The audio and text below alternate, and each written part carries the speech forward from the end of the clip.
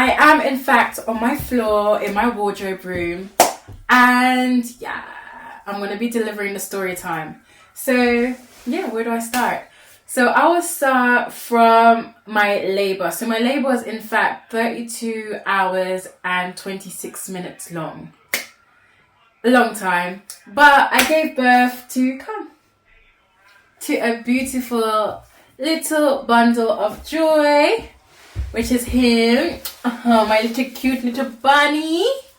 Are you cutie? So yeah, so basically the story time is about you today. Aww, yeah, sit next to mommy. Good boy. So I will start off with my first contraction. So my first contraction was actually, so my girl came to pick me up and said that she wants to take me out. Bear in mind, when she picked me up, I literally just sold a car. So that was my old car that I had before this one, because obviously it had broke and like I couldn't fix it, and I was just trying to replace my car, and I just thought that if I'm gonna have a new baby, I can't have the car that I currently have. So I thought I'd sell it, which I literally sold it for a dumb price. Don't even ask me. But anywho, I sold my car. My girl came to pick me up with her mains, and like I felt my contraction. But because I wanted them to take me to Starbucks, I kept quiet. I didn't say that I was actually in pain, but I was physically in pain, and it was actually excruciating. But I just literally stayed calm because I really wanted, what was it, a chocolate frap or something like that. I wanted a chocolate frap or a fruit cooler. I can't remember what it was. So anyways, I grabbed that and I just asked her that, oh, is it okay if you take me home? So once we got home, I still managed to go to Lidl. Like literally I walked to Lidl that day to go and get a few food stuff. So like I walked to Lidl. This was like literally in the evening. Walked to Lidl and I came back. And where I lived on literally a massive hill. So I had to literally walk up the hill to get to my house, and there was like literally 6 flights of stairs which I had to walk up as well. So I walked up the stairs.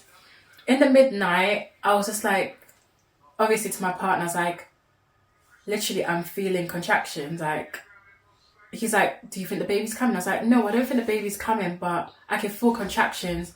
So what I said, what I'm going to do, I've got an app, so I'm going to track the distance between them. So literally Google's my best friend, because I've never had a kid before. I don't know anything about pregnancy. I was literally just winging it.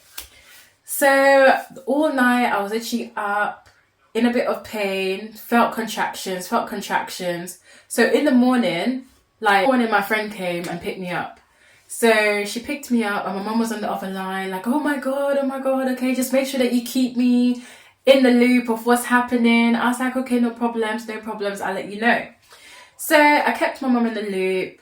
Literally my friend literally drove like a mad person to the hospital just to make sure that I was good.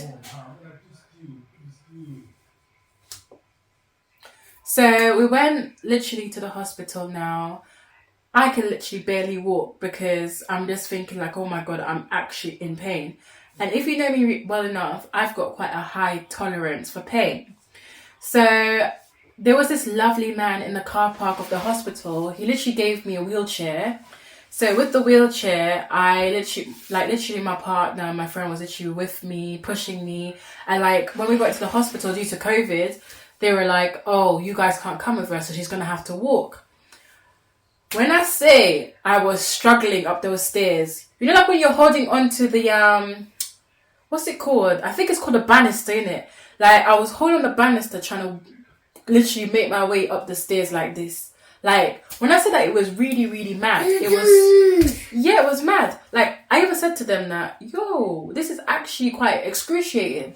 So I hold the banister, I'm walking up the stairs slowly trying to get into like the room that I'm supposed to get to, and I'm getting agitated because they're telling me that no, you have to go to that room, So obviously I'm trying to keep my patience because I'm thinking like, Lord, you know that I'm the only black person that I've seen so far, so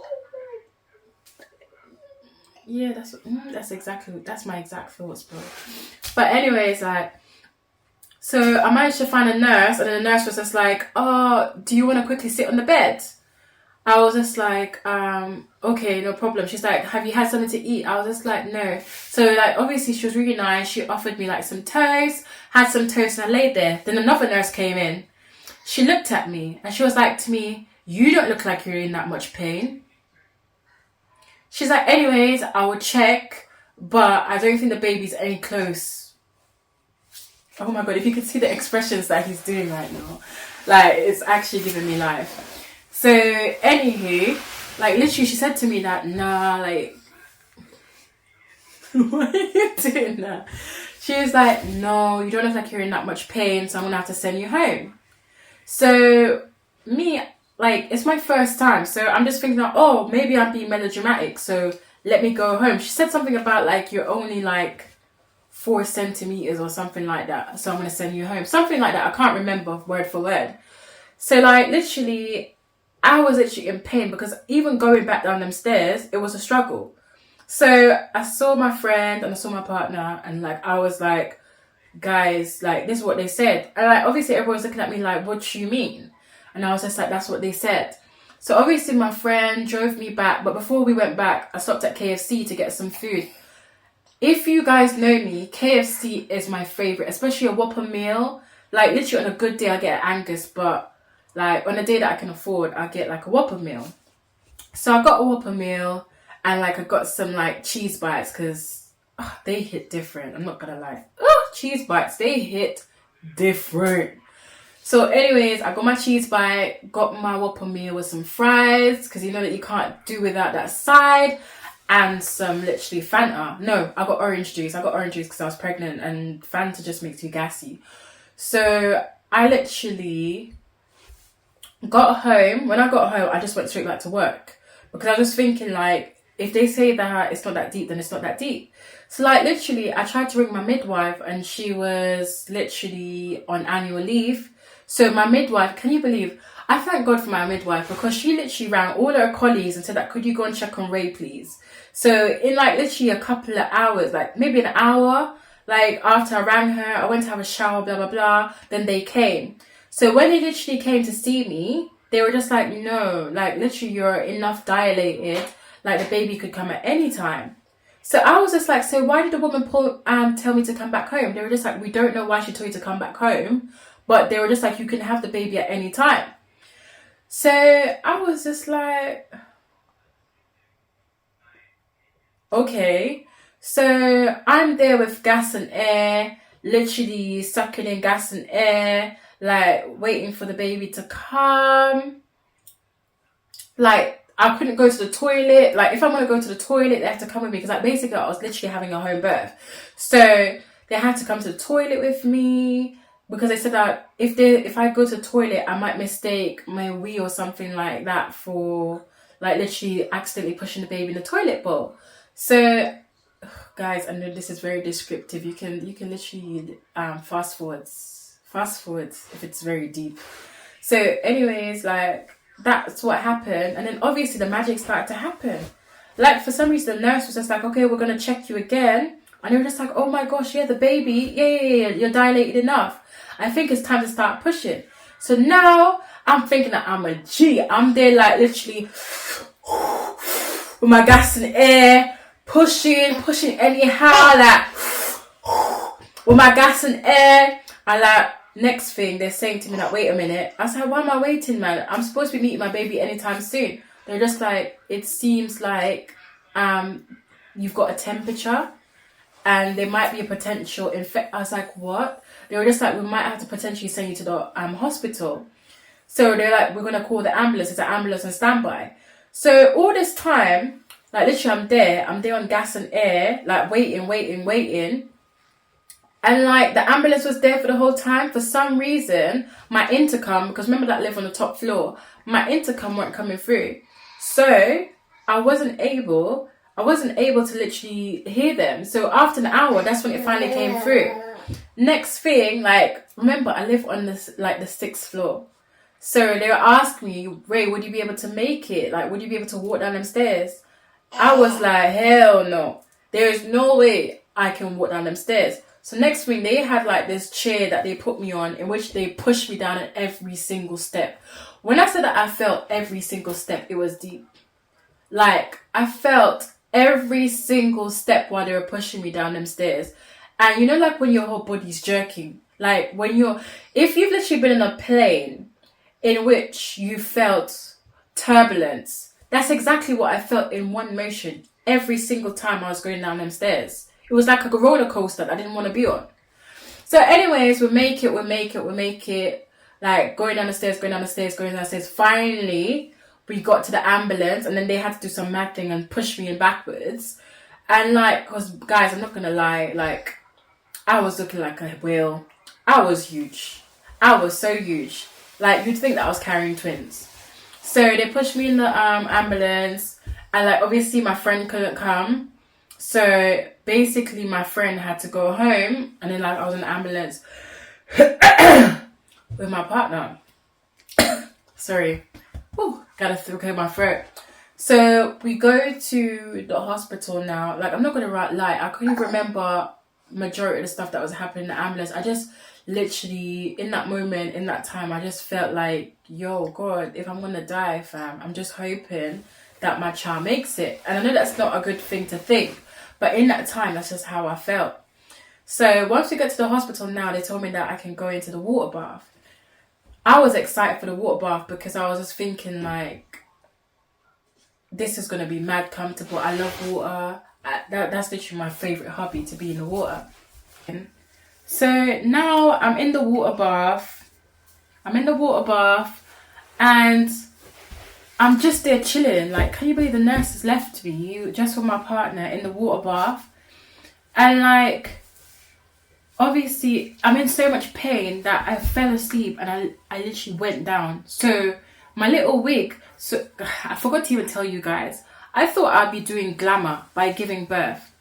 Like my wig came off in the water, so my whole entire afro was out and it was wet. And you know when afro is wet and it hasn't been combed, the violation was real. And me, I was trying to do fine girl in front of it was just not working. It was just a horrific experience. So I nearly literally drowned in the water pool.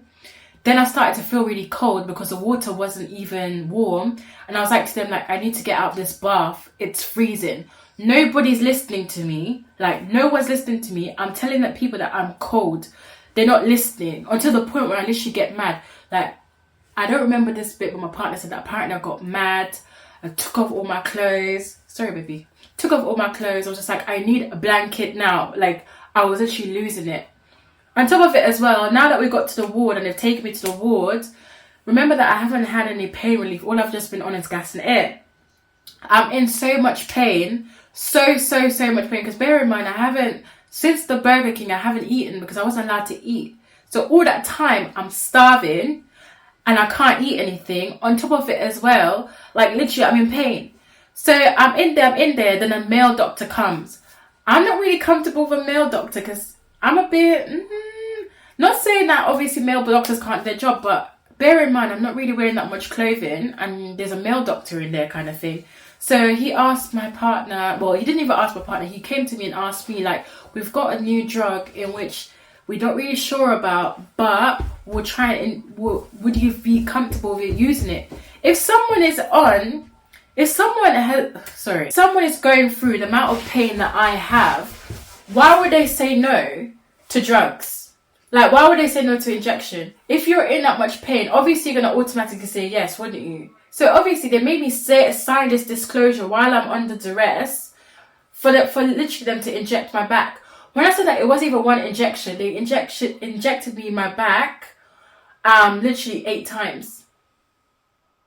8 times. And bear in mind as well, what they injected me with, they said that there might be a case that I might not be able to walk again with those injections. So imagine, like literally, I'm literally signing my life away while I'm in pain. That's something that they did that I wasn't really happy about. But anyways, we'll let that one slide. So that happened. The next thing, like, I managed to lay down. My partner was on the other side, so he fell asleep. And all night, I was literally like laying there. The nurse came in to check on me, which was quite nice. And like, obviously she was checking my stats and all this stuff. So now it's early morning, and this is early morning the next day, by the way. So like literally I am there, like starting to push now, trying to push. And like when I said that I'm trying to I tried to use all my energy, mate. Because remember, I haven't eaten. All I've been having throughout the night was energy drink. Literally energy drink. That's all I had. So that's all I was using to literally push. So I had to literally hold on to a towel, hold on strong, and it was just literally pushing. We thank God I managed to give birth to my son. And throughout the entire experience, I feel like that was the most important thing. It's just that one thing they didn't tell you. Like once you give birth, you still have to push again. But that's for another day. So that was basically my birth story. Yes, it was horrific. But the only thing that I would say is that they need to consider minority a bit more. Like, especially when a black woman comes into the hospital, why is it that you feel the need to say that, oh, because you don't look like you're in enough pain, it doesn't sound like you're close to labor. That's not nice. Because what if when I was walking down those stairs, I gave birth to my child on the stairs? Do you know the severity of that? So these are things that I feel like we should really highlight, especially in the medical aspect. But anywho, thank you so much for listening. If you like more content like this and you want to get to know me a bit more, don't forget to like, subscribe, comment. Like, at the end of the day, I'm not only just going to be doing story times alone. I'm obviously going to give you different aspects about activities that I do, because obviously I still need to explore my bucket list, which I will be filming. So I haven't forgotten. Thank you so much. And I hope you have a good evening. And I hope to see you soon. Bye, guys. Thanks for watching.